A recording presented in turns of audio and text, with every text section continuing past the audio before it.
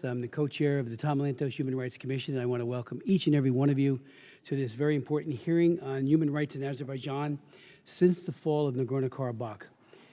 I welcome each and every one of you here today, and we want to focus on the human rights violations that have been committed by the Azerbaijani government, especially Aliyev, and to really try to get our government to do far more than it has done, and that includes all of us, both the executive branch and the congressional side, to try to mitigate the horrific, ongoing, pervasive human rights abuses committed by Baku.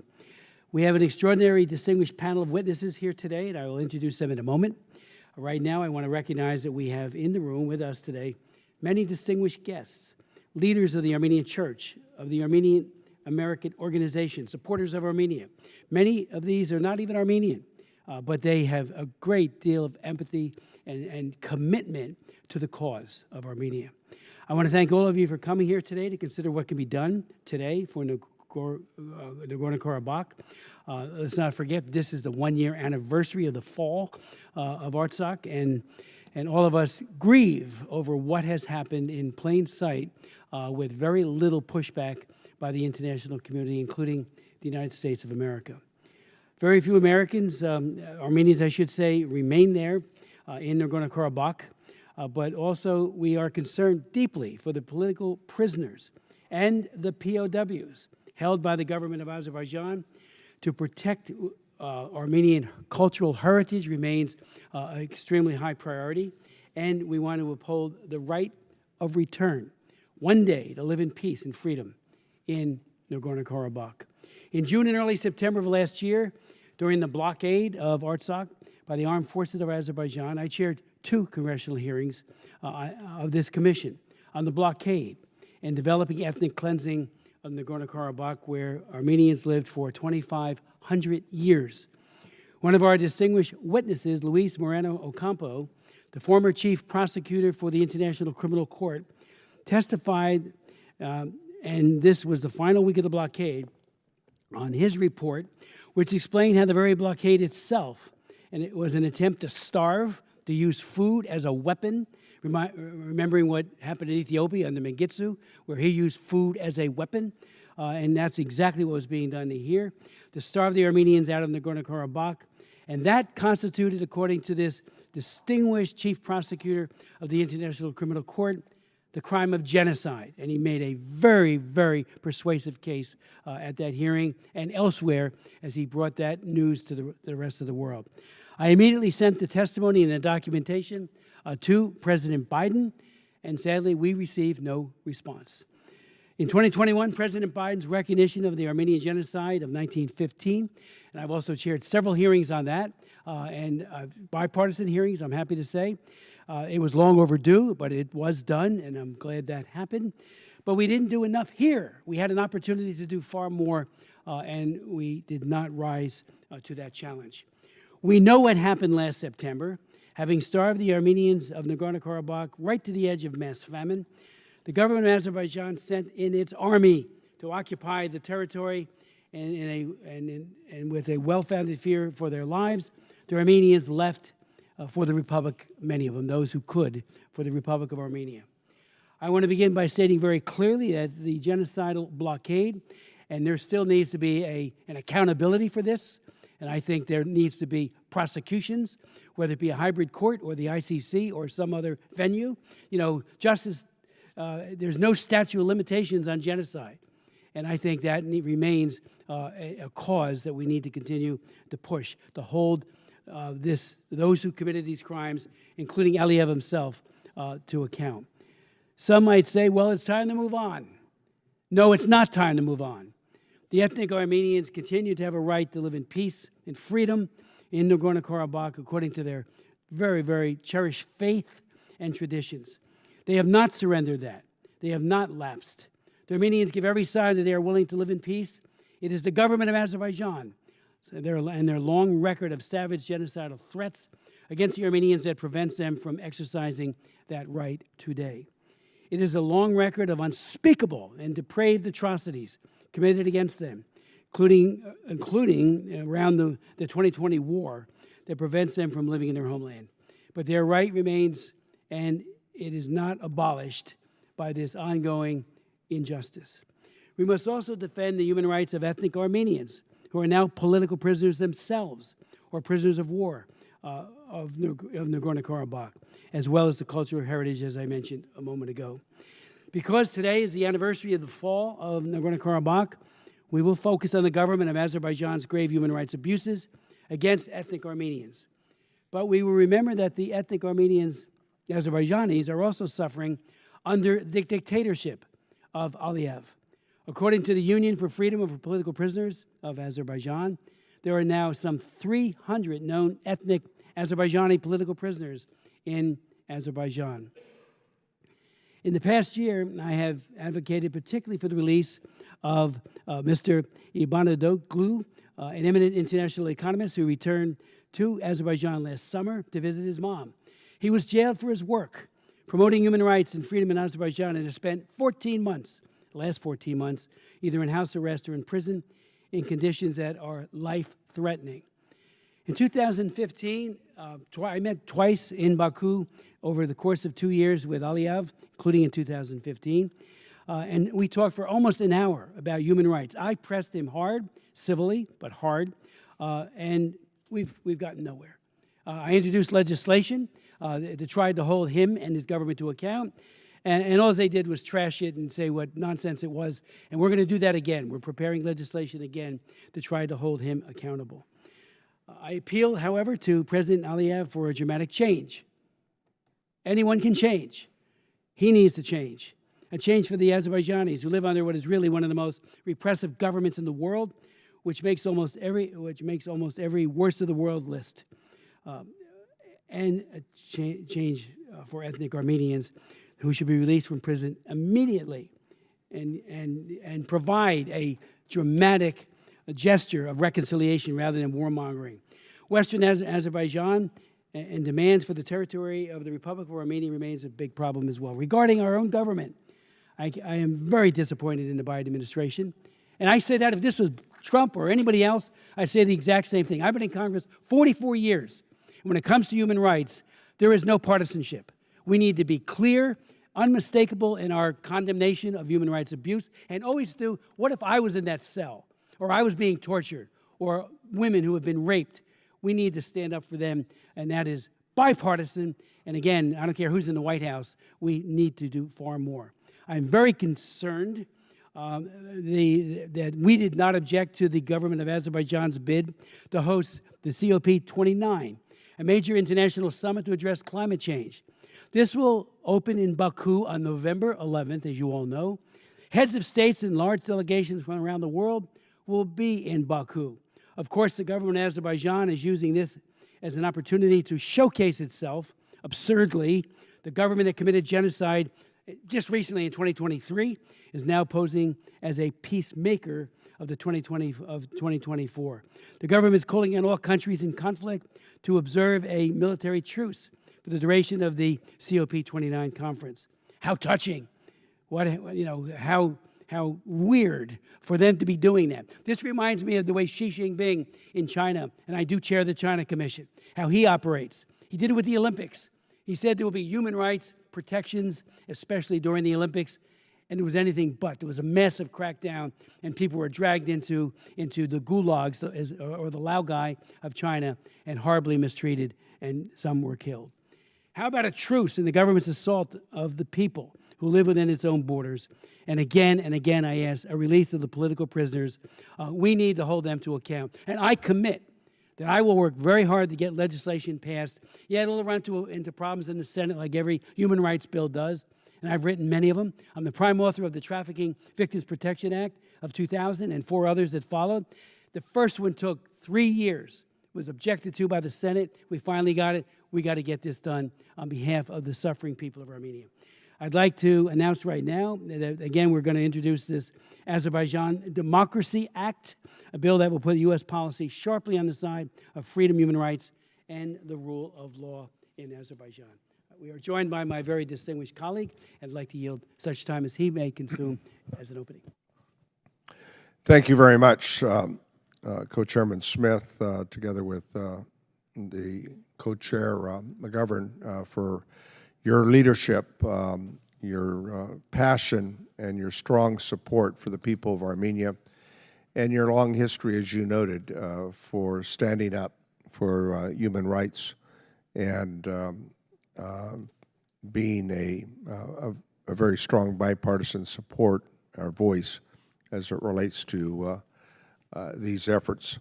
It's fitting and appropriate, I believe, for the Tom Lantos Human Rights Commission to have this hearing today as it relates to human rights in Azerbaijan since the fall of Nagorno-Karabakh, or as the Armenians like to refer to it as Artsakh. The hearing today really is an opportunity to continue to shed light on the violations and the injustices that have been taking place for years now as a result of the Azerbaijan government and its president. This week marks 1 year ago that after conducting an unjust blockade, Azerbaijan forcibly displaced over 120,000 Armenians from their historic homeland through a rapid military takeover of Nagorno-Karabakh, or as we refer to it, as Artsakh. The government of Azerbaijan must be held accountable for its crimes. These are crimes, violations of human rights.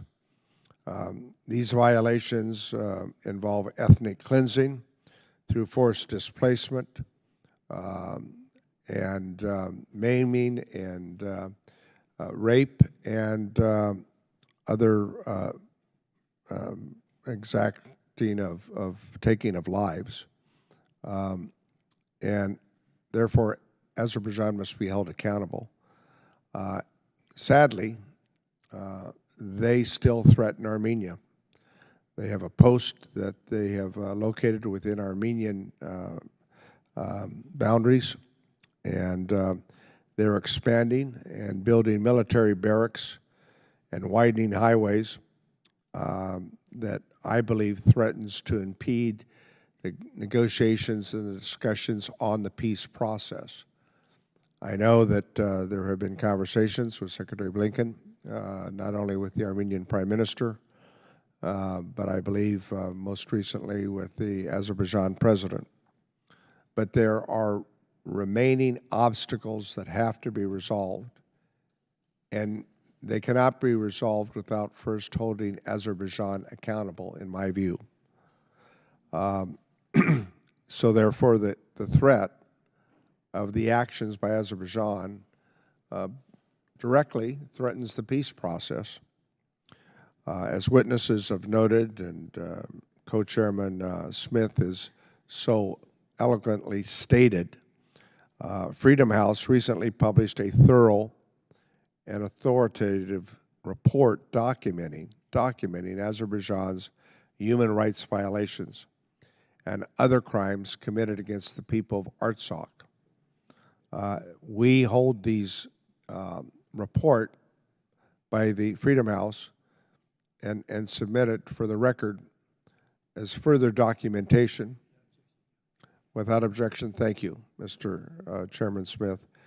As further evidence of the violations on behalf of the country of Azerbaijan to the people of Armenia and Artsakh.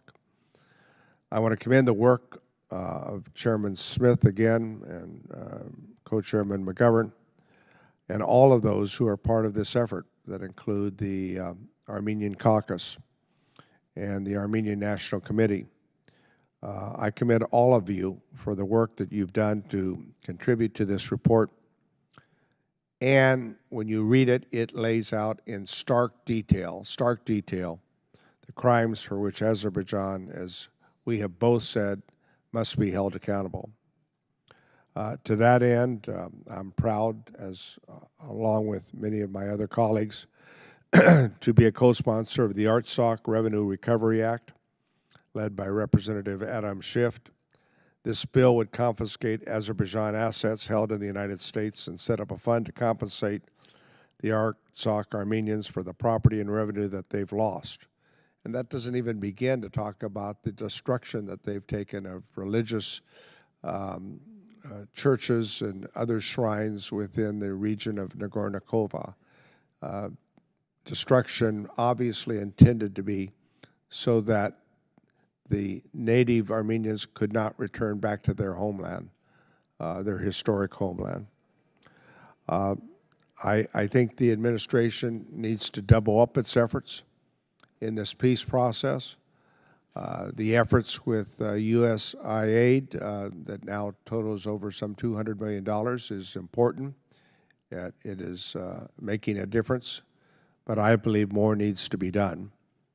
And we must act together because this, as the Chairman Smith indicated, violations of human rights in this instance and any instance as it relates to America's ability to continue to be the beacon of light, standing up for human rights throughout the world, must be a constant.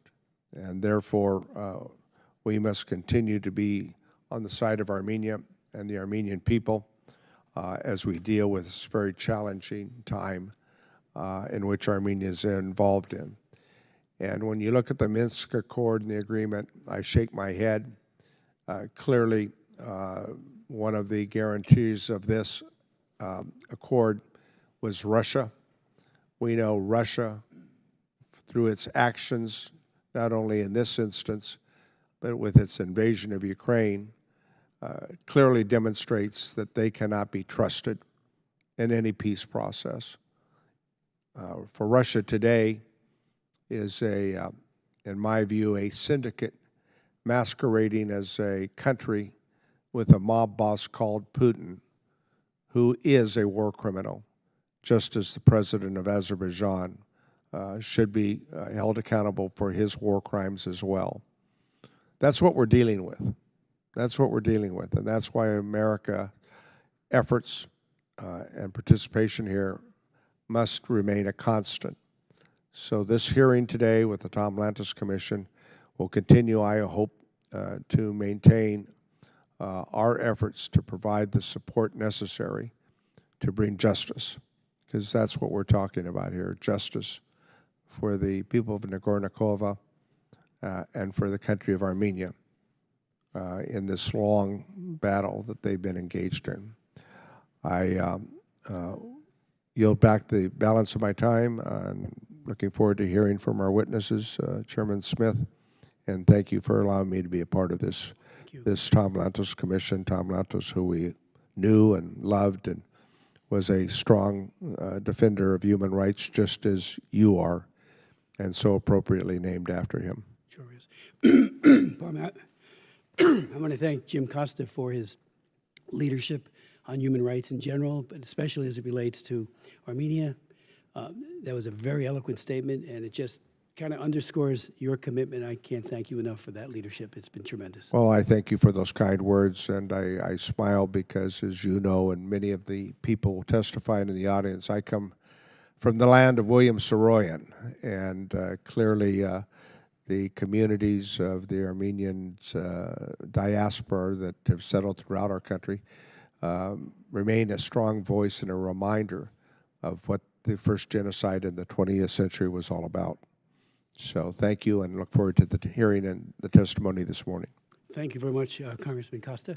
We do have an extraordinarily distinguished panel of witnesses, all who bring a great deal to this commission and to the Congress and to the world with regards to these absolutely vital issues. So I'd like to now introduce them to you, and I will tell you, we will share your testimonies very, very widely with members of Congress, the leadership of both sides, and as also with the White House. We're going to get this all down to them and ask them to, really, really look at what you, the experts, are saying, and that's why a hearing like this is so important. I do hope the press will amplify your very mighty and powerful voices so that others hear it throughout not just this country but the world. We'll begin with Garam Stepanian, I hope I got that right, Stepanian, who was the Human Rights Ombudsman of the Republic of Artsakh from March 2021 through September of last year. He has been at the forefront of documenting and exposing human rights violations perpetrated by Azerbaijan. Before that, he served as a press secretary and assistant to the Speaker of the Artsakh Parliament, and also taught at Artsakh State University.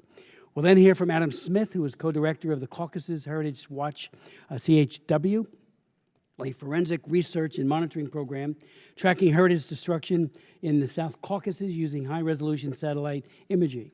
He is a professor of anthropology at Cornell University and director of the Cornell Institute of Archaeology and Material Studies as well.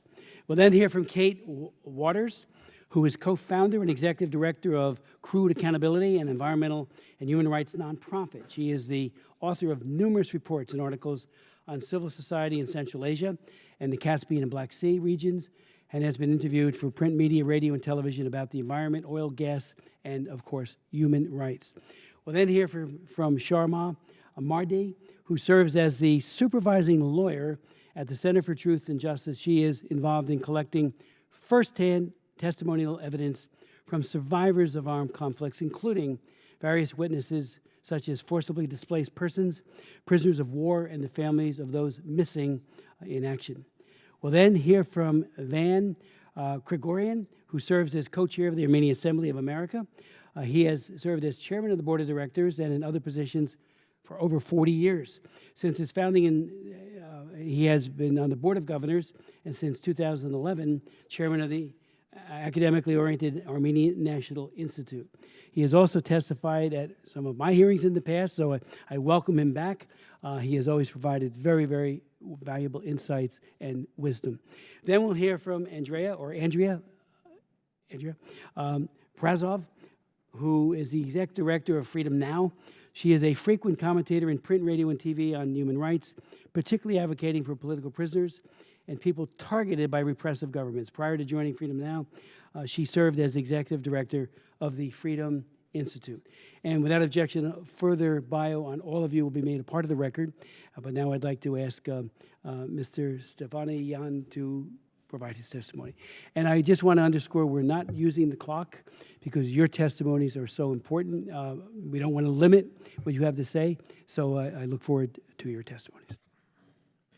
Chairman, thank you very much for the opportunity to testify. In my written testimony submitted to the Commission, I have presented numerous facts and details regarding the crimes committed by Azerbaijan against the people of Nagorno-Karabakh, or as we Armenians refer to it as Artsakh. I stand before you today both as a resident of Nagorno-Karabakh who has personally witnessed and experienced the consequences of Azerbaijan's systematic genocidal policy, having been forcibly displaced from the homeland under the real threat of physical destruction, as well as an ombudsman who, due to his mission, has become a witness and documentarian of horrific crimes against humanity. When Azerbaijan blockaded the Lachin corridor in December 2022, under false ecological pretexts, I was unable to return home for 3 months. I was a human rights defender who could not go to the people whose rights I was meant to protect. 3 months later, I was able to return to Artsakh through forest roads, the roads that were extremely dangerous to travel. The real hell of the blockade was not as tangible from a distance as it was on the ground, when I saw with my own eyes the consequences of this disaster. I saw with my own eyes how people, including over 30,000 children, were living in cold conditions without gas, with frequent electricity outages and struggling to find food every day. I tried to tell the world as much as possible, hoping to break down the wall of indifference that had been created toward the fate of Artsakh people, but in vain. I have seen children looking at me with starving eyes and their suffering parents. I have seen people with chronic diseases, deprived of medicine, and the elderly and disabled struggling for daily bread. I have seen crowded bread lines and people returning home empty-handed from these lines. I have listened to Artsakh doctors who were constantly alarming about malnutrition and miscarriage among pregnant women. At the same time, I have seen people fighting for their rights every day, their only goal being to live with dignity on their own land. And gradually that hell became more terrible. On June 15, Azerbaijan completely cut off Artsakh from the outside world. Even extremely scarce humanitarian aid shipments coming to Artsakh through the ICRC were stopped at Azerbaijan's demand. Day by day, the supplies on the ground were depleted while new supplies were not being delivered. After 9 months of deliberately starving us to death, Azerbaijan attacked the people of Nagorno-Karabakh on September 19, on this very day, a year ago. For 24 hours, the bombings and artillery fire did not stop. Azerbaijan was destroying everything, cutting off roads between communities, not even allowing the bodies of the dead to be transported to Stepanakert. To avoid Azerbaijani attacks, people were displaced from their homes through forest roads and tried to find shelter in Stepanakert. The streets of Stepanakert were filled with forcibly displaced people who were simply sleeping on the streets without proper food and clothing. Starting from September 24, under the real threat of physical annihilation, the entire population of Artsakh had to leave. People driven by despair and chaos were leaving their homes, not knowing what awaited them. Freedom House qualifies these events as ethnic cleansing, while the International Association of Genocide Scholars as genocide. We were forcibly displaced from our homeland in front of everyone's eyes, in front of the eyes of the Russian peacekeepers who had come to Artsakh in 2020 to ensure peace, in front of the eyes of the United States of America, which a week before the attack declared that it would not tolerate a new attack on the people of Nagorno-Karabakh, in front of the eyes of the European Union, which was negotiating so-called rights and security with Azerbaijan at the highest level, in front of the eyes of civilized humanity, which watched indifferently as the 1,000-year-old indigenous Armenian people were uprooted from Artsakh, centuries-long Armenian land, which was annexed to Azerbaijan by the decision of dictator Stalin, in front of the eyes of the UN International Court of Justice, whose decisions Azerbaijan continues to ignore, remaining unpunished. A year after the forced displacement, the people of Nagorno-Karabakh continue to live in suffering, witnessing on a daily basis how Azerbaijan is destroying our homes, leveling our communities and holy places, erasing all the remnants of Armenian trace from Artsakh, continuing to illegally detain Armenian prisoners of war and hostages, including representatives of the military political leadership of Nagorno-Karabakh. And guess what? Azerbaijan is not being held accountable for the ongoing crimes. No, surprisingly enough, it is actually allowed to organize prestigious events like COP29 in its capital. Distinguished colleagues, today the people of Nagorno-Karabakh continue to face numerous challenges. To address them, I propose the following. Ensure proper international support for forcibly displaced persons from Artsakh. The support provided by the Republic of Armenia with its limited resources is not enough to address the needs of the displaced, resulting in thousands of displaced persons living in poverty, facing numerous socio-economic problems, including housing and dignified employment. Targeted sanctions should be applied against Azerbaijan for its aggression against Nagorno-Karabakh and Armenia, and the war crimes committed toward them. Azerbaijan's impunity must end for the establishment of peace in the region. Peace is not possible without accountability. If Azerbaijan believes there is more to gain through war, it has absolutely no reason to agree to peace. Efforts should be made for the immediate release of Armenian prisoners of war and hostages illegally held in Azerbaijan.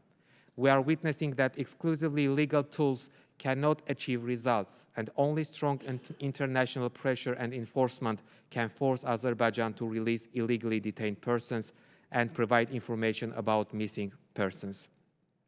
Comprehensive international pressure on Azerbaijan is also necessary to prevent vandalism and destruction of Armenian historical and cultural heritage in Artsakh, and the appropriation of private property by Azerbaijan.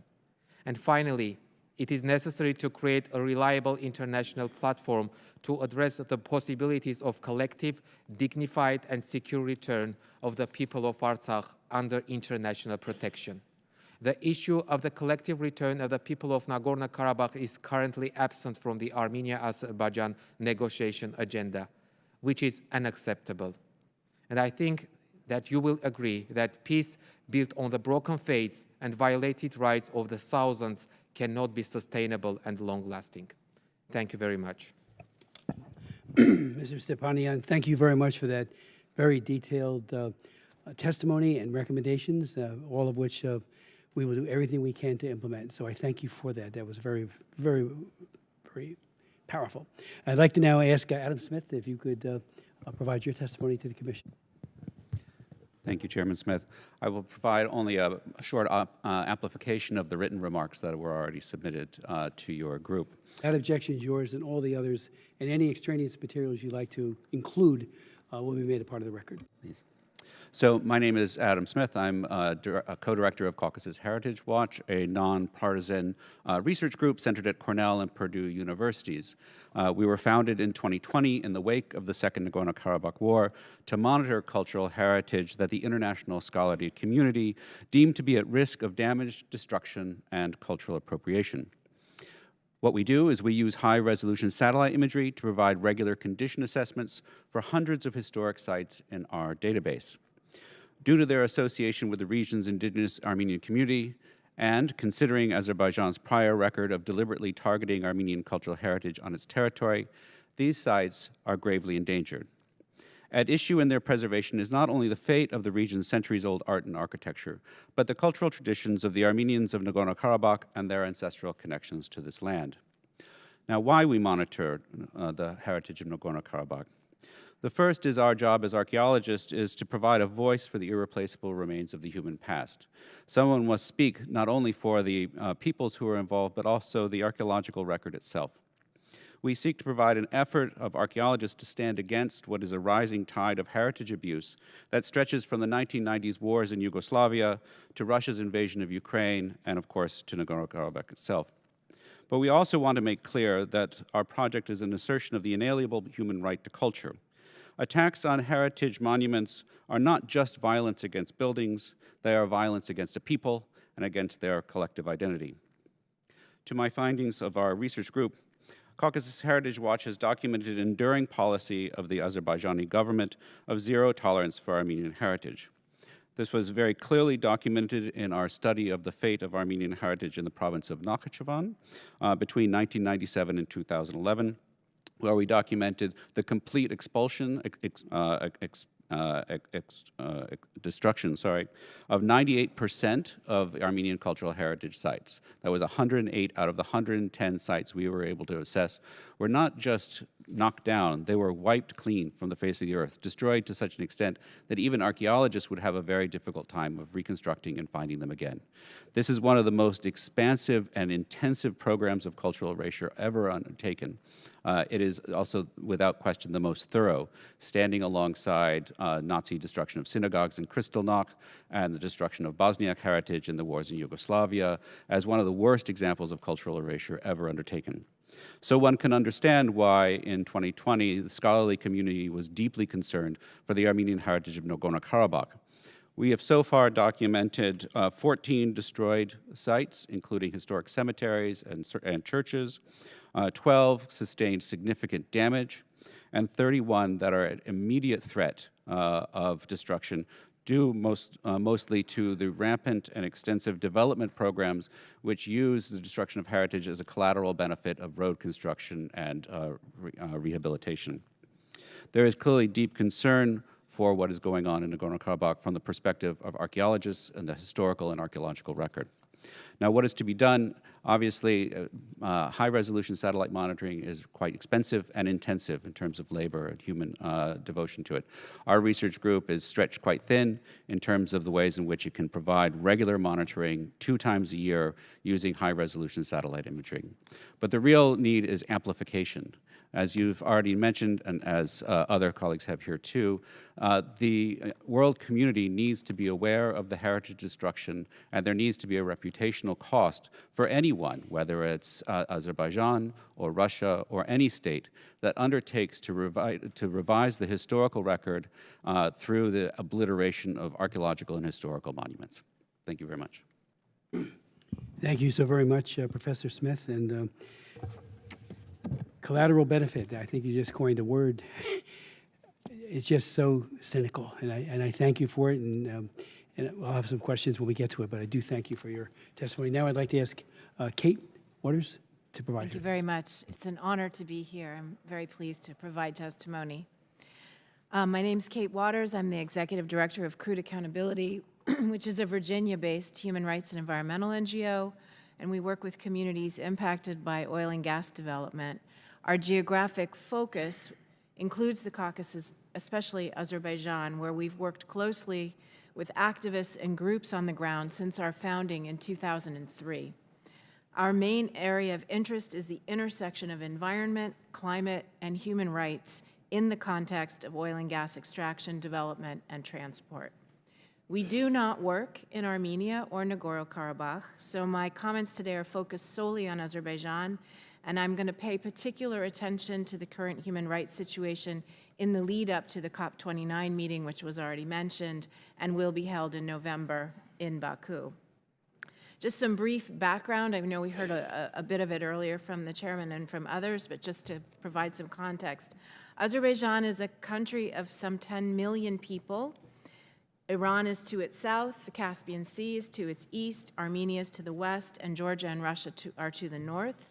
It's an authoritarian country with most power in the hands of President Ilham Aliyev, who has ruled Azerbaijan since his father, who was the previous president, Heydar Aliyev, died in October 2003. The administration is rife with corruption, ranking 157 out of 180 countries in Transparency International's Corruption's Perception Index, a global indicator of public sector corruption. Although official statistics put the percentage of the population living below the poverty line around 5%, unofficial data posits a much higher number. As one Azerbaijani citizen told Crude Accountability, "We are the richest country, we are the poorest people." Azerbaijan is designated as not free in Freedom House's 2024 Freedom of the World report, scoring 7 of 100 possible points. On political rights, about which I'm going to speak a little bit, the country earns 0 out of 40 points, and for civil liberties, 7 out of 60. In short, Azerbaijan is far from being a democratic, free country. According to Human Rights Watch, Azerbaijan has, quote, a persistent record of using bogus charges to imprison government critics, routinely manipulating and fabricating evidence. During the past year and a half, the government of Azerbaijan has cracked down in an unprecedented crackdown on civil society activists and journalists who it perceives act or speak in opposition to the authorities, using fabricated charges, violating the rights of those who are arrested, using torture and inhumane treatment. The government of Azerbaijan blatantly arrests, mistreats, and detains those it seeks to silence. As of June of this year, the Union for Freedom of Political Prisoners in Azerbaijan stated that there are 303 political prisoners. This number represents an increase of approximately 49 individuals since last December, and we know that since June, there have been at least 2 additional politically motivated arrests in Azerbaijan. The numbers are appalling, and they represent a harsh response to civic engagement by the government of Azerbaijan. Azerbaijan is party to numerous international human rights treaties which recognize the right not to be arbitrarily deprived of liberty, including the International Covenant on Civil and Political Rights and the Convention Against Torture and Other Cruel, Inhuman, or Degrading Treatment or Punishment. Azerbaijan's own constitution and its criminal code prohibit the use of torture, yet according to testimony we've received from political prisoners and according to the U.S. State Department's country report on human rights practices in Azerbaijan, multiple credible allegations of torture and other abuse continue. Most mistreatment takes place while detainees are in police custody, where the authorities repeatedly use abusive methods to coerce confessions. Authorities reportedly deny detainees timely access to family, independent lawyers, or independent medical care. These statements from the State Department correspond to the information Crude Accountability has received from family members of those arbitrarily detained during the past year. The State Department report also documents use of torture, including beatings and threats of rape. The document documents harsh prison conditions, such as cramped overcrowding, inedible food, poor sanitary facilities, inadequate ventilation, and insufficient access to medical care. There are also reports of prisoners enduring lengthy confinement periods without any opportunity for physical exercise. Reports of arbitrary detention, denial of access to a fair trial, and trial procedures themselves closely resemble the accounts Crude Accountability has heard from our Azerbaijani colleagues. In addition to the State Department's reports, there is also extensive documentation by respected human rights organizations, including Human Rights Watch and Amnesty International, and in my written remarks, I've included links to these really important reports, and I encourage you to read them. There are also numerous media reports on the issue.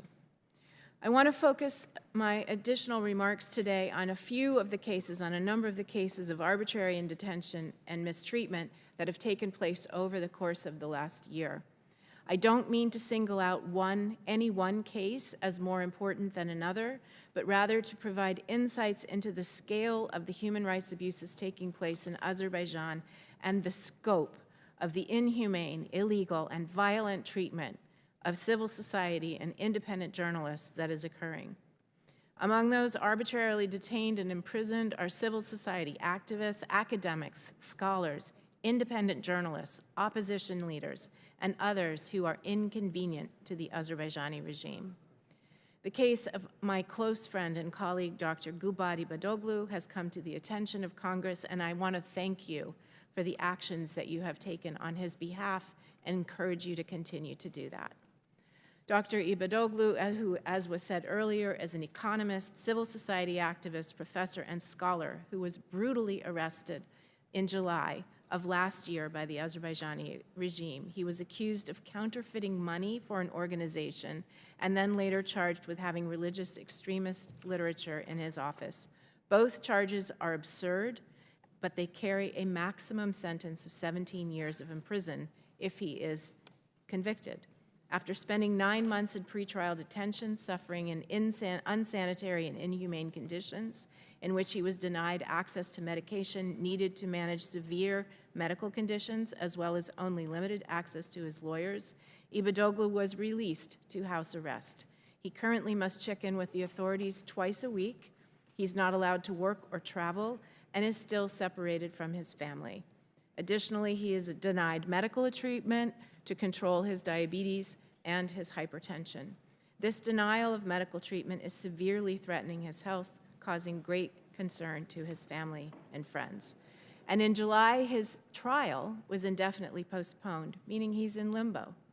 This is reminiscent of the indefinite postponement of another political prisoner's trial that some of you may also remember, that of Khadija Ismailova in 2015.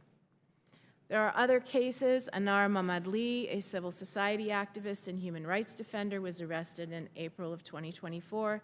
The charges against him are very similar to those against Dr. Ibadoglu. Journalists with Abzaz Media and Toplum TV have been swept up in the crackdown. A year ago, approximately, in Warsaw, Poland, at the Human Dimension Conference of the OSCE, journalists from Abzaz were there reporting on it. Those same people are behind bars as I'm speaking right now. Abzaz also has done very important reporting on a gold mine and on environmental concerns. These are not the only individuals arrested. Tofig Yagublu, Iqbal Abilov, Bahruz Sabmarov, and Bakhtiar Hajiev are also behind bars, as are hundreds of others who are wrongfully detained. And particularly, just my final comments here, in the lead up to COP29, this is extremely disturbing. At a time when the world's eyes are on Azerbaijan, and one might imagine that the regime had every incentive to present itself as a government that respects the rule of law, democracy, environmental protection, the Aliyev regime has doubled down on repression. Its absolute lack of respect for civil society, for independent media, for the rule of law is stunning. And yet the Azerbaijani government continues to enjoy a place in the international community, hosting COP29, engaging in trade with Europe, including in natural gas, and participating in international events and meetings. Azerbaijan's environmental record and its work to meet its climate goals are also lacking. According to the World Bank, Azerbaijan is not on track to meet its climate targets, and even as host of COP29, The country has pledged to continue its fossil fuel dependence. You may remember earlier this year when Aliyev said that natural gas and oil were a gift from God, and the massive offshore fields of Azeri Chirag, Guneshli, and Shah Deniz are being expanded rather than shrunk. A couple of recommendations. As the U.S. State Department country reports demonstrate, the U.S. government is fully aware of Azerbaijan's gross human rights record. Our engagement with the country should reflect that knowledge and include human rights front and center in dialogue with the regime. We ask that the U.S. Congress hold Azerbaijan accountable for its human rights violations.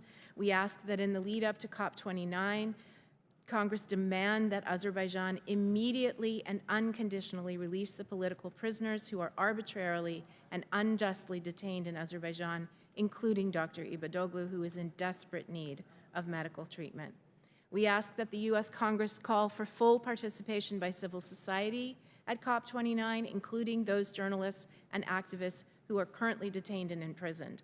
A climate meeting without the presence and full participation of the regime's critical voices, including on corruption, climate, and fossil fuels, is not a legitimate meeting. We ask for sanctions against Azerbaijani officials who have committed human rights violations, including those included in recent global Magnitsky sanctions designations that have been provided. And finally, we ask that the U.S. Congress raise these issues publicly as well as in private diplomatic discussion, calling for justice and respect for democracy, human rights, and the rule of law. Thank you very much, and I'll be happy to answer Thank you so very much. And pursuant to that request, we'll put together a letter, get as many members of this commission and hopefully the House to sign it, asking that all the prisoners be released prior to COP29. It's unconscionable that everyone would flock to Azerbaijan for this big conclave, this big meeting, while people are languishing and being tortured within a mile, a half mile, wherever the jails happen to be littered throughout. I just find it incredible. So we'll do that letter and we'll work on that and get that down to the president. And hopefully he will raise that issue and his administration very strongly.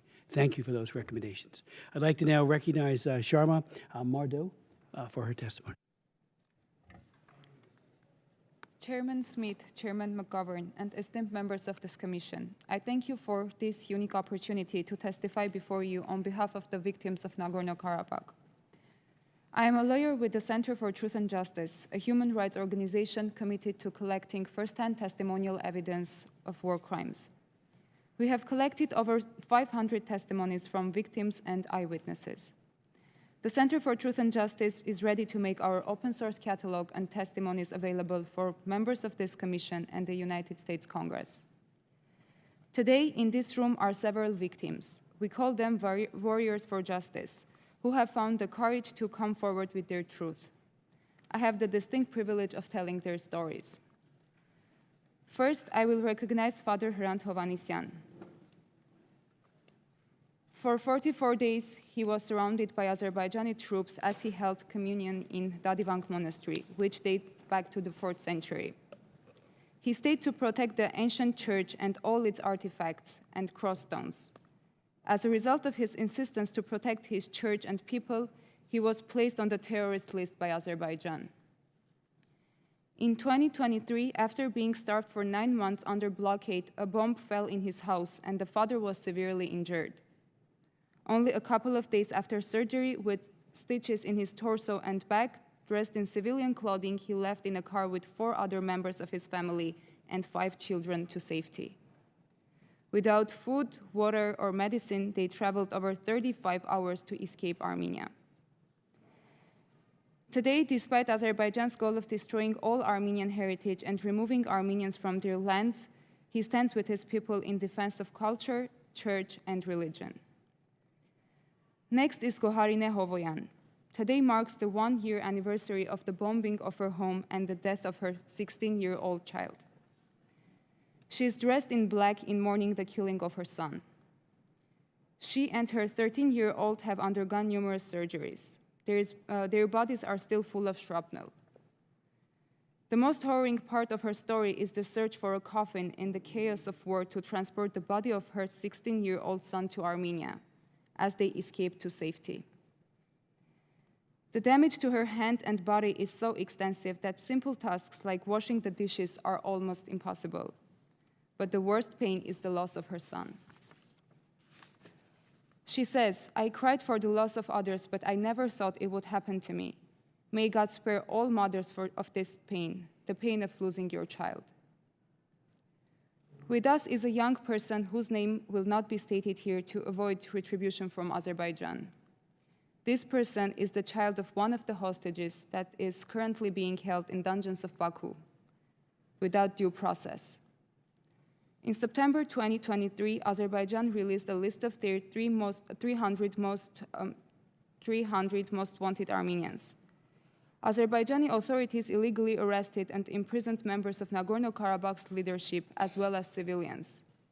Among them is the father of this person, who continues to be held in Baku on fabricated allegations without due process. Prisoners cannot choose their counsel.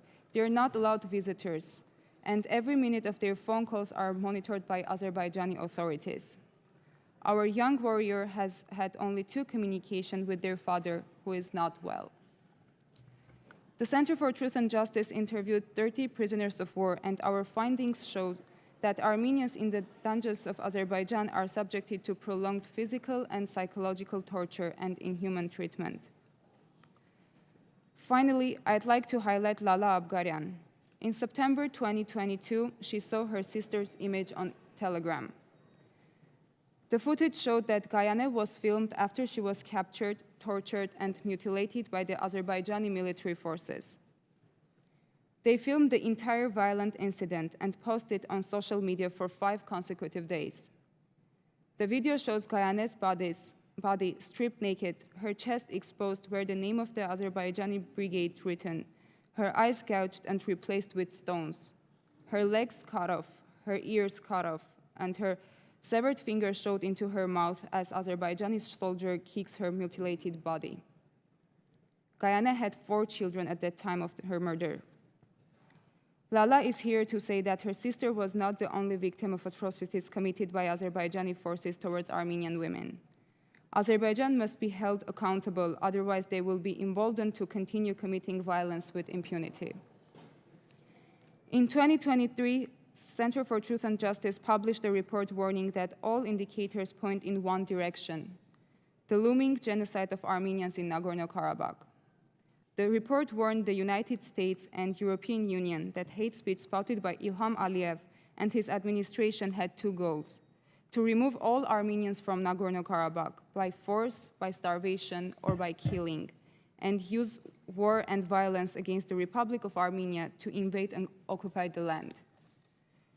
Both of these scenarios have tragically come true. Today, for the first time in history, Nagorno-Karabakh stands devoid of Armenians, and parts of Armenia remain occupied by Azerbaijani military forces. I urge the United States government and the international community to take decisive action and hold Azerbaijan accountable for crimes against humanity. We ask the United States to demand the immediate and unconditional release of all Armenian hostages and prisoners of war, and the right for indigenous Armenians of Nagorno-Karabakh to return to their homes and lands. Thank you again for allowing me to present testimony today. Hearing the stories of the victims is one form of justice. Thank you, and I look forward to answering your questions. Thank you so very much, Ms. Krikorian. I would just note parenthetically that one of my great heroes in human rights has been Natan Sharansky, the great Jewish refusenik. He made a very strong statement years ago, and I actually went to the camp where he was, Perm Camp 35 in the Ural Mountains, back in the 1980s. He said, you cannot have accountability if you do not chronicle the abuse. And you are doing that, and you are gathering those testimonies, and that will have a huge impact going forward. And I can't thank you enough for that. And it has to be a very hard job to hear about the atrocities. I'd like to now ask Mr. Krikorian if he could. Thank you very much, Congressman Smith, Co-Chair Smith, Congressman Costa, Congressman Harris. Thank you very much. I would also even though she's not here, like to single out retiring Commission member Anna Eshu, who's retiring and, of course, is of Armenian descent, and we're very proud of her, and on a bipartisan level had actually even awarded her our George Deukmejian Award more than a few years ago, but we will be sad to see her leave, as I'm sure the Commission will also. I have, as Co-Chair Smith knows, some extensive written remarks. I will try to summarize them. After some introduction, they're focused along 10 recommendations or categories of recommendations and requests. The first one to foreshadow is the most modest, and that is to ask that the co-chairs of this commission, with the imprimatur of this commission, issue a statement on the ethnic cleansing of Armenians from Nagorno-Karabakh, noting that it was not only the Aliyev regime in Turkey, but the Erdogan regime Aliyev regime in Azerbaijan, but also the Erdogan regime in Turkey with Russian complicity that led to these genocidal actions, and to call for very clearly the not just secure return of Armenians to their historic presence there, but also their free presence there, which they deserve. Second, again, on the more modest side, we have found that congressional visits to the region help immensely. They draw reactions from authoritarian leaders, but at the same time, the threats of violence go down when visits increase. This year, we have seen an increase not only in administration visits, but increasingly congressional visits. We want to give credit to current U.S. Ambassador current Ambassador Kivian for traveling, especially to the south, as Ambassador Tracy before her did. But waving the flag and having people travel there really does help save people's lives. Third, one of the most effective ways in curbing violence we have seen is the presence of the European Union monitors at certain points along the border between Armenia and Azerbaijan. They were recently joined by Canadian monitors. They're not a military presence, but they are there because sunshine often is not just the best disinfectant, but also the best way to stop and account for violations of Armenia's border and hopefully remove Azeris from occupied Armenian territory as well. This is not a new request. This request has been made for over a decade. It was made forcefully by many members of Congress as well after the 2016 four-day war because of the distortions of fact that Azerbaijan made in terms of what was going on and who was to blame. During the 2020 war, the disinformation rose to a whole new level. Fifth, there was a gross imbalance of U.S. military assistance to Azerbaijan prior to the 2020 war. We would like and ask that and point out that it's in the U.S. interest that that not only be corrected, but the United States support Armenia's military needs much more strenuously than it has. Sixth, somewhat related to that, Armenia is still currently listed as a Schedule D country by the Department of Commerce. A special license could be granted. The government, I know, has been willing to sign end-user agreements, agree to monitoring. Pending its upgrade from Schedule D, we think that Congress can help us persuade the Commerce Department to do that to save people's lives. Fifth, and I know that some of my colleagues on the panel have alluded to it, there are numerous laws on the books already that are just not being enforced. And again, the details are in my testimony, and I will come to the key ones. Eighth, with respect to COP29, we have some very specific requests. Ideally, we do not want a repeat of the Olympics in China.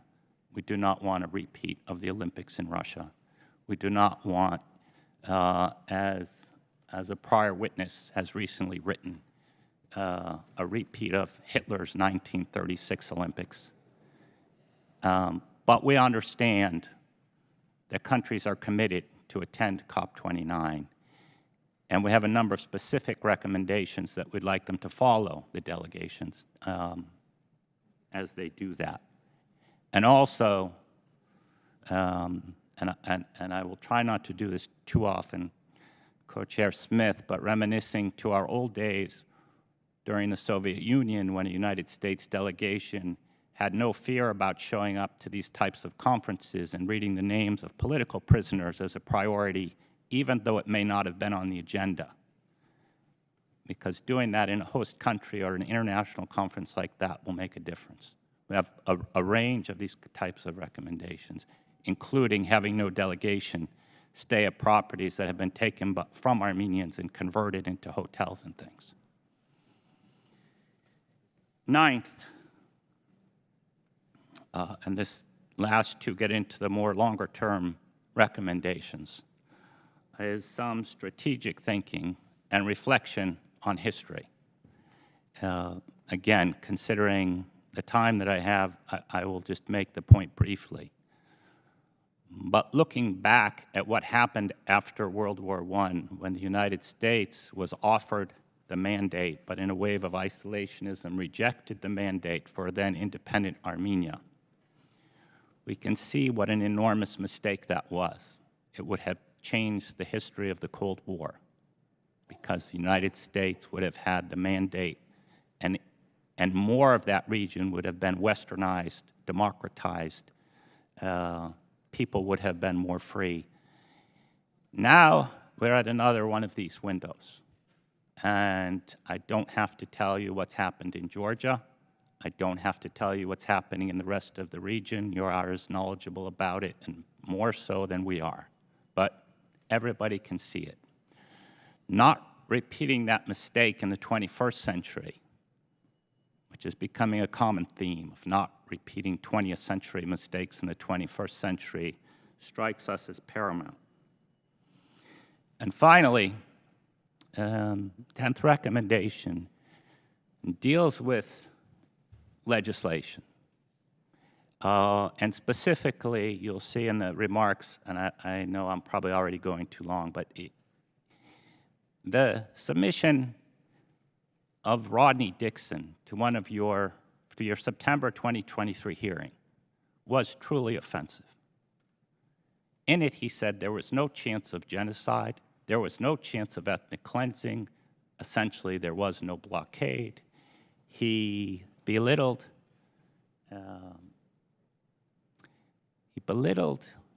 the facts, he belittled this committee, much like that Turkish diplomat did a long time ago when we were still talking about genocide resolutions. Nothing happened. If anything happened, they deserve it. It turns out, and I've included this in my testimony along with the investigative journalist's report, that he was not an independent observer, as was advertised not only to this committee, but also to the congressional staffs with whom he met, but was a paid agent of Azerbaijan. And that kind of lying to a commission ought not to go without an answer. You know that I'm also a law professor. In the Genocide Convention, conspiracy to commit genocide is an offense. In the Genocide Convention, complicity in genocide is an offense. In the US implementing legislation, but we don't prosecute a lot of those because of jurisdictional issues. But in the U.S. implementing legislation, and the citations are in my testimony, we have a provision that says that they can be prosecuted criminally for acts occurring in the United States.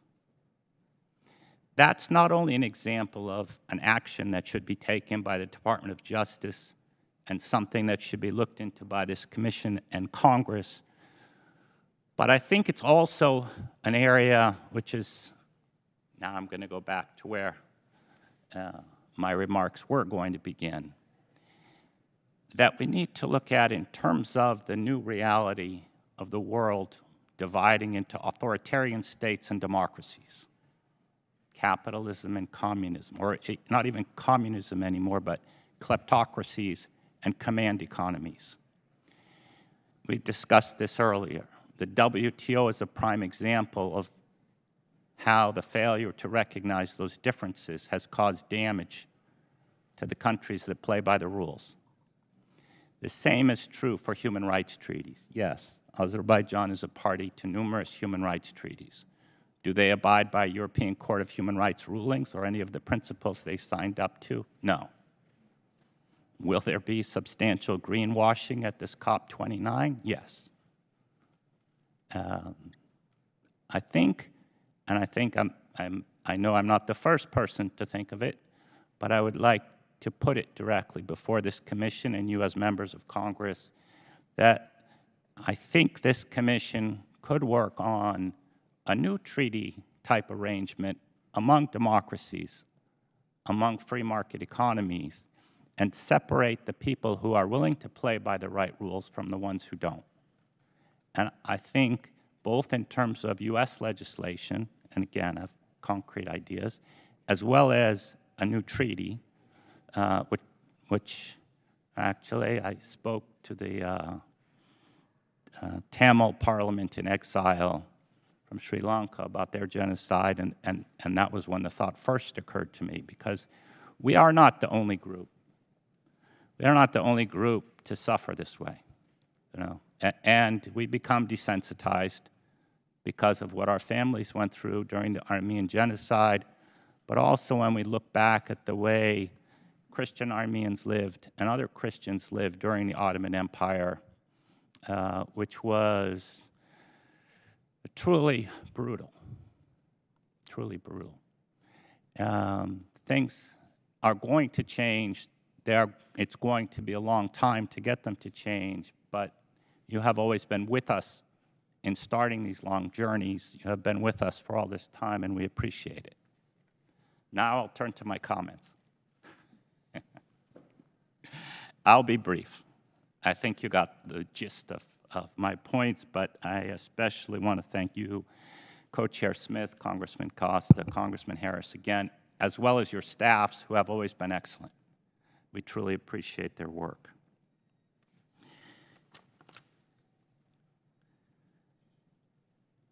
We are displaying a poster exhibit,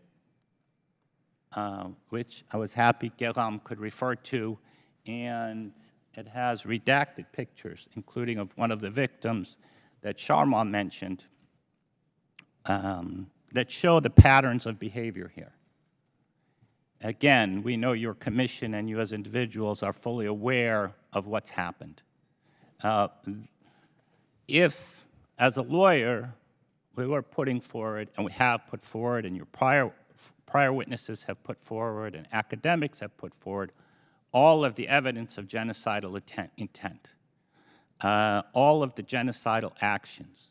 We now have a situation where Aliyev and Erdogan are actually bragging about eliminating the entire Armenian presence and destroying churches and the whole cultural presence.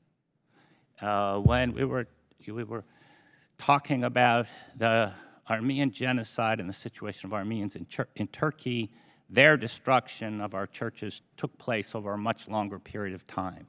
Now it's happening on a fast-forward basis. This evidence of subsequent admissions is enormous. and should not give anyone pause, because usually in these genocide cases, the hardest element is intent. We have provided, not only on the posters, but also we have fact sheets with all the citations to the pre-2023 genocidal intent, and my testimony includes evidence on the post-2023 genocidal intent. The other point I'd like to make, or announcement I'd like to make, is that our Armenian National Institute, which you were kind enough to mention,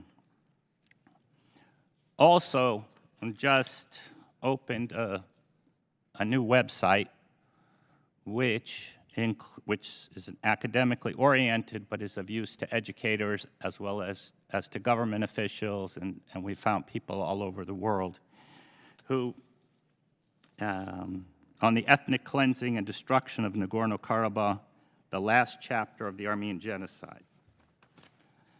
It's been vetted academically, and it's based on formal records attesting to the genocidal nature of the results.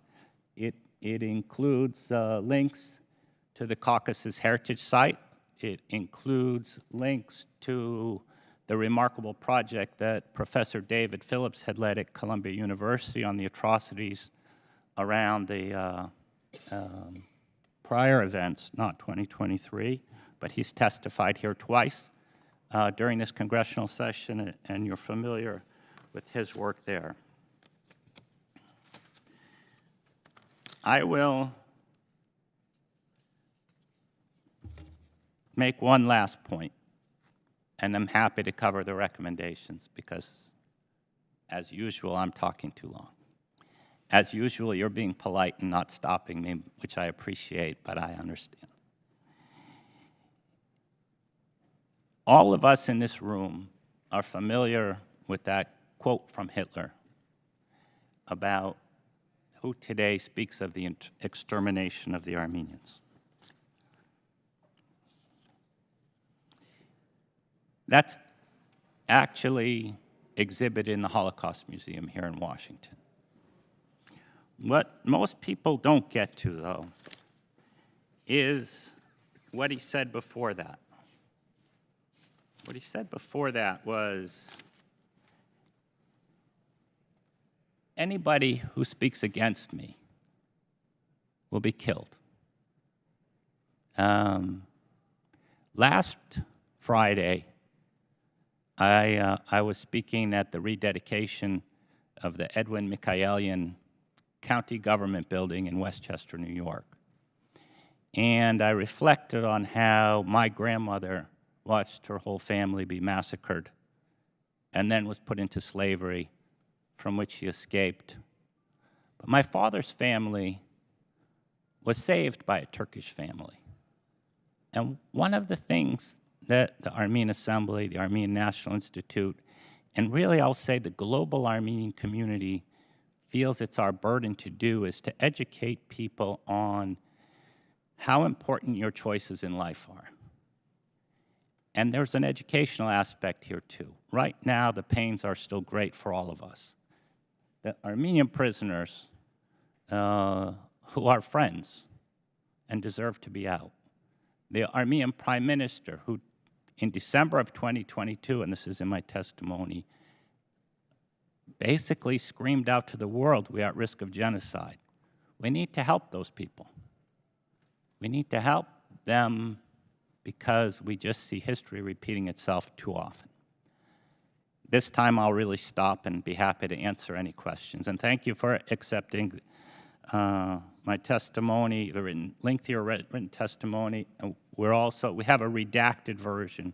We have an unredacted version to the extent anybody wants to verify. We've redacted people's faces so their families aren't offended or distraught. But we'll put the posters also in our testimony if that's acceptable. Not the big ones, electronic version. Thank you so much for that testimony, and it really was a learning experience. I've heard you before, but every time I learn something new, and I do thank you, we all thank you for the extensive knowledge you bring to bear, and above all, the wisdom you bring to bear. Before going to our very next distinguished witness, Dr. Harris does have to leave for a committee assignment, but I'd like to yield to Dr. Harris. Thank you very much, Mr. Chairman. I appreciate it, and I appreciate all the witnesses. I apologize in advance to Ms. Prassow. I'm not going to be able to hear your testimony, but I will read your written statement. You know, as some of you may know, I mean, I traveled with the Helsinki Commission, and we visited Armenia this July. We were on the border with Azerbaijan. We saw the encroachments. We heard the stories. We met with people who were I will use the term forcibly extracted from the NK region, because that's the way you have to describe it. I mean, the bottom line is they were left with no choice but to leave. There are two issues I want to bring up. One is I'm most disturbed by the destruction of what can best be described as cultural buildings. I mean, it was my first visit to the South Caucasus, and you know, if you go and visit the monasteries that are 1,000 years old, I mean, these are tremendous World Heritage sites that should be preserved and never destroyed. And I'm very bothered by the obvious evidence from the imagery you show that there's destruction going on for no good reason, really for no good reason. And that is something we have to deal with. But the other issue that makes it very difficult, and I'll have to think, and maybe with your help you'll make some suggestions, how do we deal with Turkey? Because I'll tell you a little anecdote. So my wife doesn't really like to fly, but she was with us on this congressional delegation as the spouses travel with the Helsinki Commission. And we were going to Malta from Yerevan. Now, if you look at a map and you draw a line from Yerevan to Malta, I'm like, it's not that long a flight. Don't worry. You go right over Turkey, or it's right there. We look out the airplane window, and all of a sudden, we're not flying over Turkey. We're flying over the Black Sea. And the next day, we asked the pilot, like, hey, how come we didn't go straight? Like, Turkey refused the airspace. Now, this is a NATO ally. We're traveling on a U.S. government airplane, and a NATO ally refused us airspace because we had visited Yerevan. We have to deal with that. I'm sorry, we simply have to deal with that. And that's on us. I mean, again, in the region, if you look at the last 70 years, Turkey has been our ally for those 70 years. No other country has. I mean, Russia hasn't, Georgia hasn't, Azerbaijan hasn't, Armenia hasn't, Turkey has been. And yet at this point in time, it seems that our most lengthy relationship with an ally is the one that is, in fact, I will use the term, betraying some of the trust we have in some of our allies to do the right thing. But we will deal with that, because increasingly it was clear that what happened with the NK region and what I'll call the extraction of Armenians from the region was complicity between the Russians, the Turks, and the Azerbaijanis. It's pretty clear. I mean, they all had a hand to play. It's pretty clear. And again, I'm going to have to apologize. I have to leave. I hope to revisit the region. I hope that I'm glad to hear that when we come to the region, it actually results in hopefully turning down the level of I could use the term violence, but I will say of the ability of our Azerbaijanis to exert influence that shouldn't be exerted in the region. And I would hope that our government takes a very strong position, looks at what happened. And now the records are in. We know what happened in 2020. We know what happened in 2022, 2023. We know what happened. The evidence is in. The evidence is clear that cultural heritage sites, especially the religious sites, are being destroyed for no good reason. And we shouldn't tolerate it. It's up to us to figure out how we solve that issue, but it is an issue that obviously does need to be solved, because we do need to stand against that kind of behavior. It's tricky, as you all know, difficult part of the world, a rough neighborhood.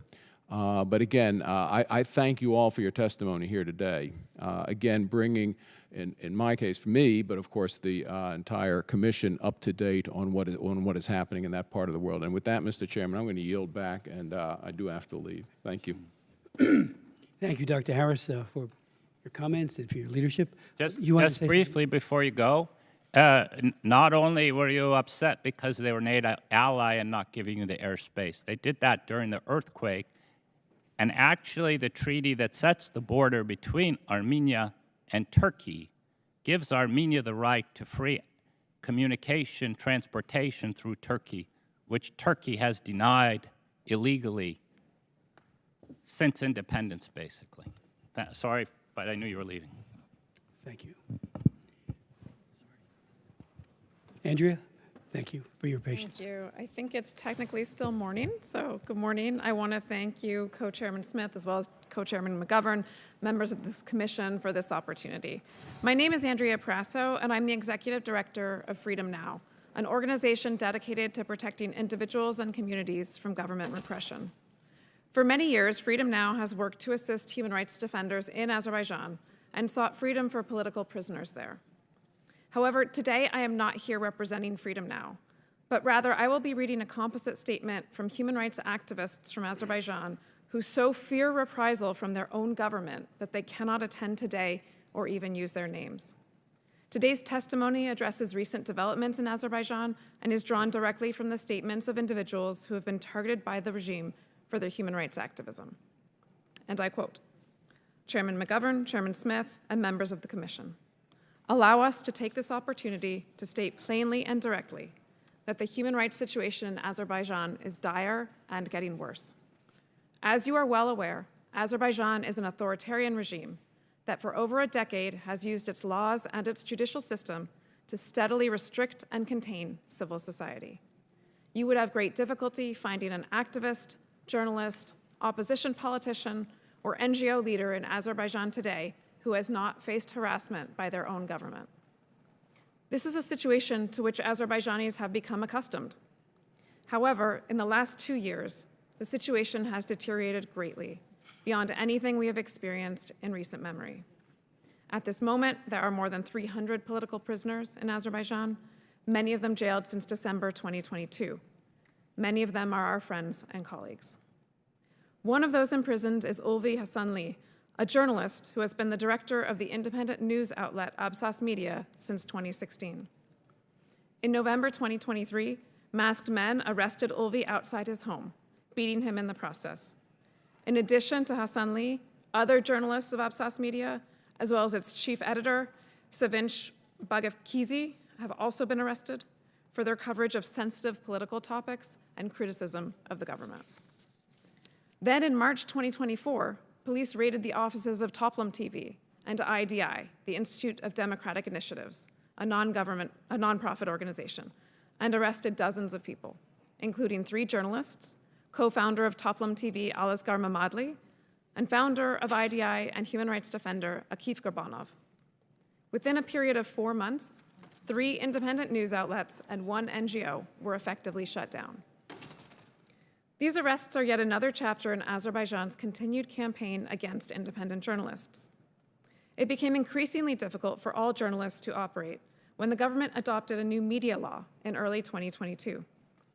The law requires journalists to register with a government-controlled agency and allows the government to bar journalists from accreditation if they have a criminal record, something the members of Absas Media and Toplam TV will all undoubtedly have once their politically motivated trials come to the predetermined conclusion.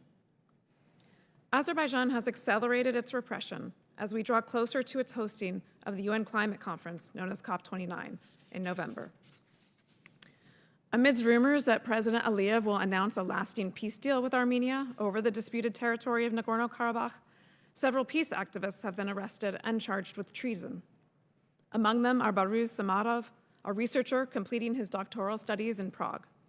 Baruz is a prolific commentator and contributor to a wide range of international publications, including the BBC and RFE-RL, where he spoke out against Azerbaijan's military operations.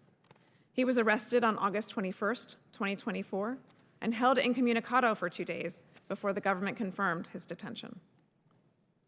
While in prison, detainees are facing life-threatening conditions. During the first 6 months of 2024, Ulvi Hasanli documented 58 instances of torture and inhumane treatment in the facility in which he is being kept. These are only the cases he personally witnessed.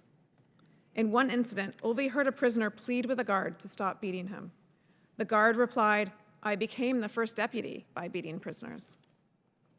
These prison officials can operate with impunity as they know prisoners have no effective means to report this mistreatment.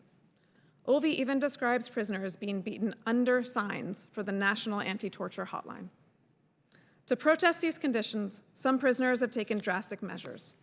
For example, academic Vasil Gasimov has been on a hunger strike for more than 90 days, his health rapidly deteriorating. These are just a few examples of Azerbaijan's ever-expanding repression. There are hundreds more.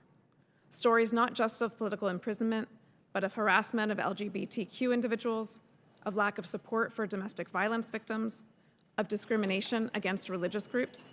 The list goes on and on. Since this crackdown began, we have seen the US and its Western partners take a more stringent approach to Azerbaijan, for which we are grateful. But so far, these actions have not impeded Aliyev's regime. More serious actions must be taken in order to compel Azerbaijan to release political prisoners and relax its grip on civil society. This includes targeted sanctions against human rights abusers in the government and conditioning certain areas of foreign assistance on measurable human rights improvements. Otherwise, we fear more of our friends will see the inside of a prison. Thank you. Thank you. Thank you all. Thank you so much for all of this very important, timely, actionable information that we need to do far more than we have done. You mentioned before, Ms. Waters, about the is Maliova, about her case, the Radio Free Europe journalist. I put together a hearing. We had the editor-in-chief of RFL come and testify because she had gotten an over 7-year prison sentence for what? Exposing the corruption of Aliyev himself.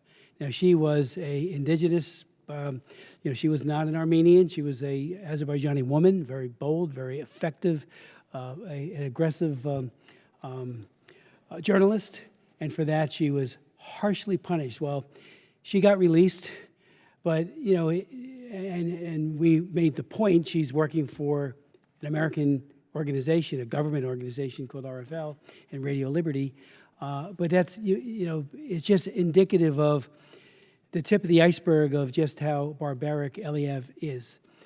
He couldn't take being exposed for the corruption that he is very much a part of, including his family, and certainly both you and others have.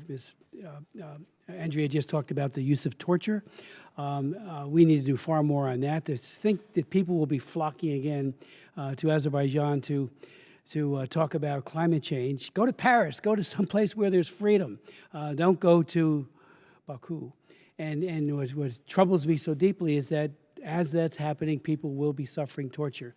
I've written 4 laws, not bills, laws on torture, called the Torture Victims Relief Act. And I have learned so much over the years about the PTSD that is suffered by torture victims. We've had them testify. Yes, there's a great deal that can be done to mitigate that psychologically, but it never goes away. The beatings, the solitary confinement, the extreme claustrophobia, the use of psychotic or psychiatric psychotropic drugs, all those things combined, and they're using it right now in Azerbaijan. So that makes Aliyev the torturer-in-chief of not only Armenians and POWs and others, but also his own people. They're not his people. The people of Azerbaijan deserve better than a dictator that the world looks askance in terms of raising the issue. So I thank you all. I mean, you've given us so much to act upon, timely, especially with the upcoming summit, and we need to do far more. I love the idea of reading the names. I thought that was really, really important that you suggested that. I remember talking, again, not to bring Sharansky back into it, but his senator from, and became the foreign minister of Canada, and his daughter is actually the anti-Semitic leader in Israel in combating anti-Semitism. And she told me the story about how Gorbachev once said, "Why does everybody keep raising, and you especially, Sharansky?" He goes, "I'm just going to let him go," because every time he turned around, names were being used. And it was mentioned earlier about Reagan. Schultz, every time he went to the Soviet Union, I went many times on behalf of persecuted believers, as well as Jewish refuseniks, always had a list, always brought it up with our interlocutors who hated it.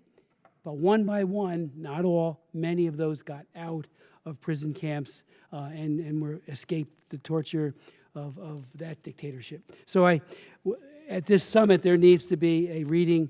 Hopefully the U.S. delegation will do that. And maybe impolite, who cares?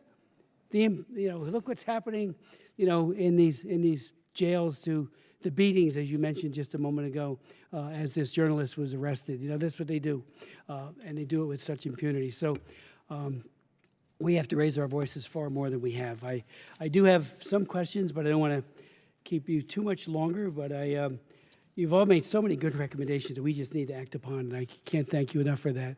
When you mentioned, Mr. Smith, Professor Smith, about, let me just find your quote. I had it right here a moment ago. The U.S., including us, have not yet responded to Azerbaijan's policy of cultural erasure, which began in 1997. Shame on us. And that's both parties, both White Houses, no matter who's in charge. Why aren't we raising this the way we should? So I think your point was extremely well taken. And you heard Dr. Harris saying how shocked he was to see this erasure that's happening in real time. So thank you for that. It's not unlike what the Erdogan and others have done to the Cyprus churches, the churches in Cyprus. So we just need to keep raising our voices. And we're going to act on your recommendations. There are just so many of them and so well thought out. But I'd like to ask if there's anything else you would like to add, because you just covered things so comprehensively. From left to right, right to left, however you want to do it. Sure.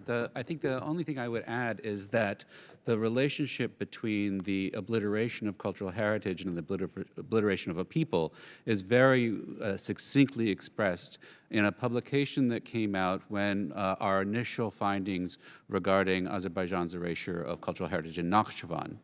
This was published in the Art newspaper. It was an initial foray into that satellite-based investigation.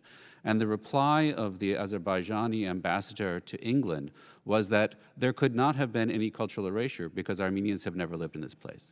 There is a direct feeding chain between the erasure of heritage, the erasure of a people, and ultimately then the erasure of the crime. No heritage, no people, no crime. This is all part of a process of criminality and then the erasure of that, the cover-up of that criminality.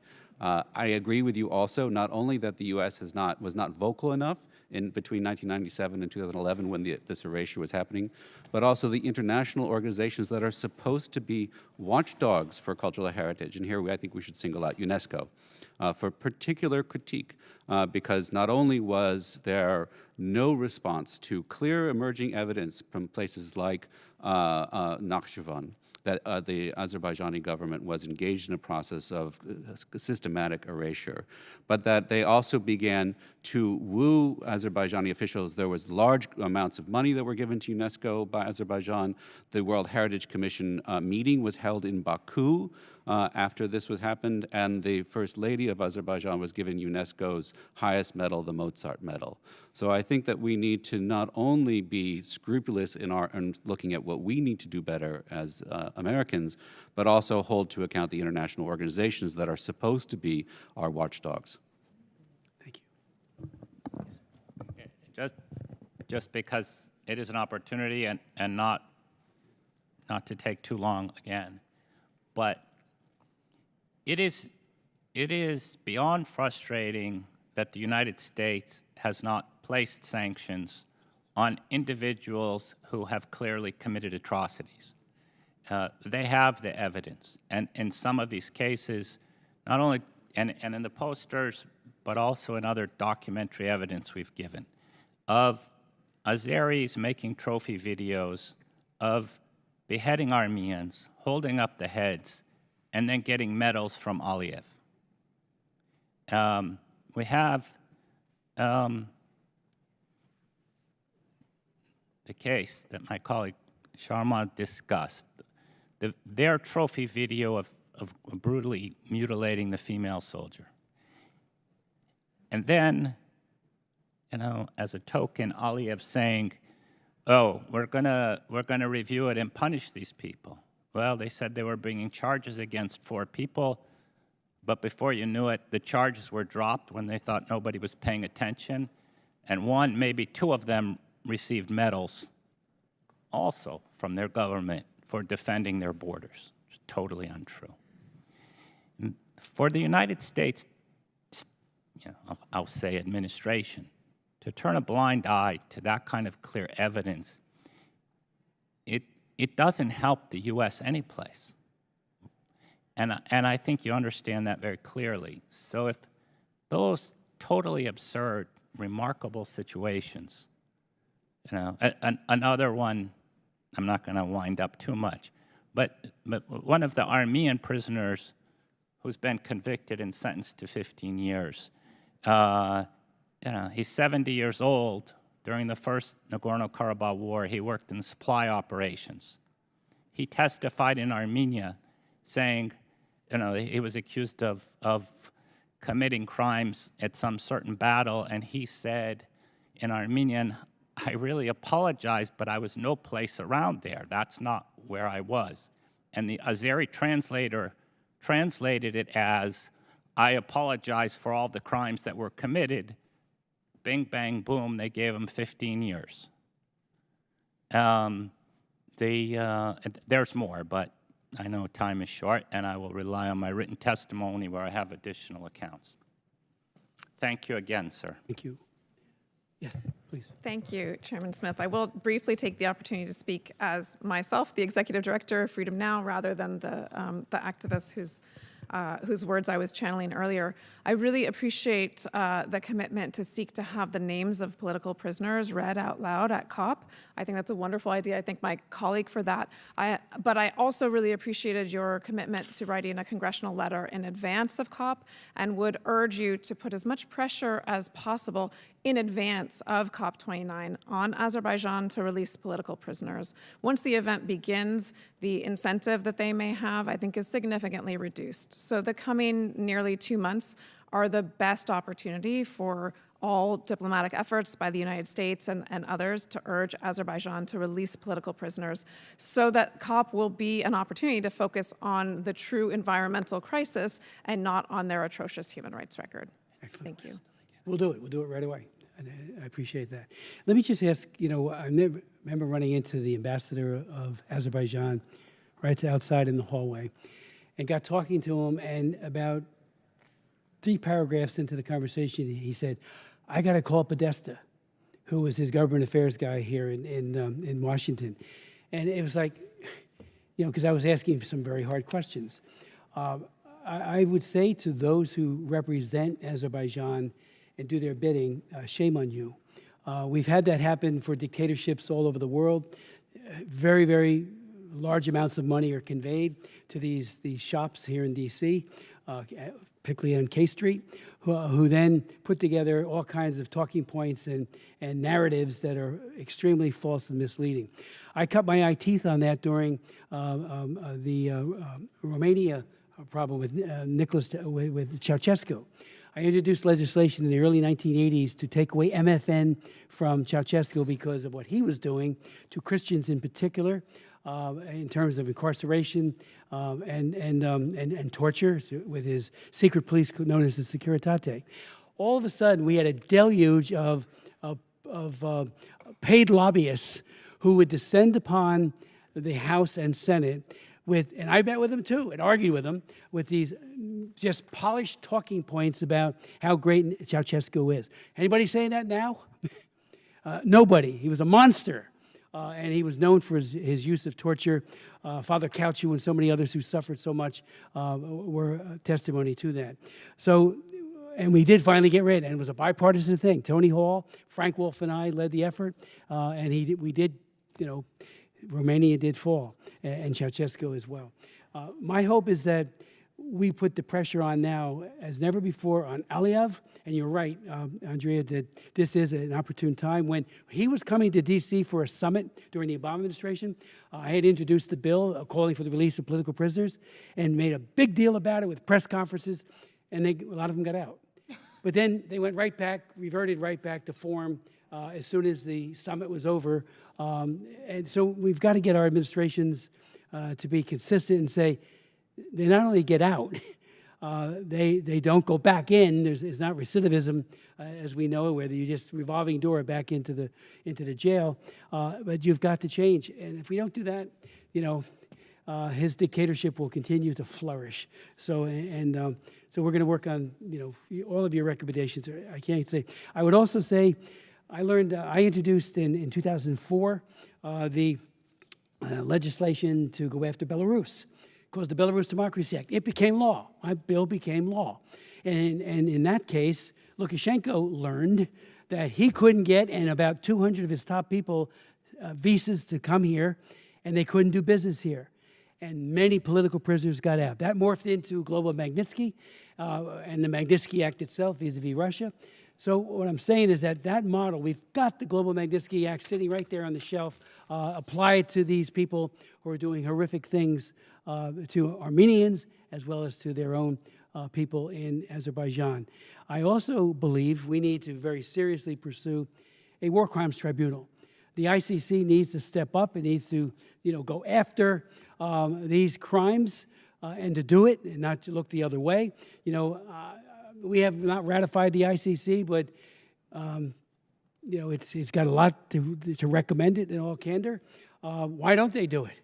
This is a time when they need to step up and do it, and they have not done it. We had the former prosecutor give outstanding testimony, as you all know, but we want the current prosecutor to begin leveling charges against Aliyev, and I would say Erdogan as well, because he is absolutely complicit. We also need to look, if that doesn't work, at a hybrid court. I'm very close to David Crane and many of the others that were involved with the court of Sierra Leone.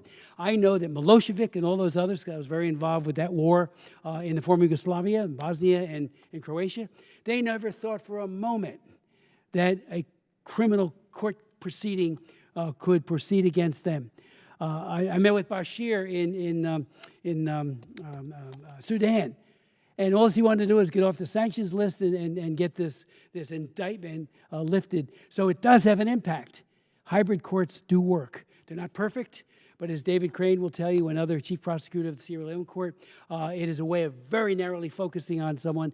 There needs to be a court, or at least an attempt to hold him to account for all of this and his cronies. So a lot of tools, they're not being used. And so I give the final word again to anyone else who would like to just conclude. But you've been so patient with your time, and thank you for your expertise. Anybody else like to? Thank you. The hearing is adjourned, and I appreciate it. All members have 5 legislative days to revise and extend. And again, so appreciate your testimonies.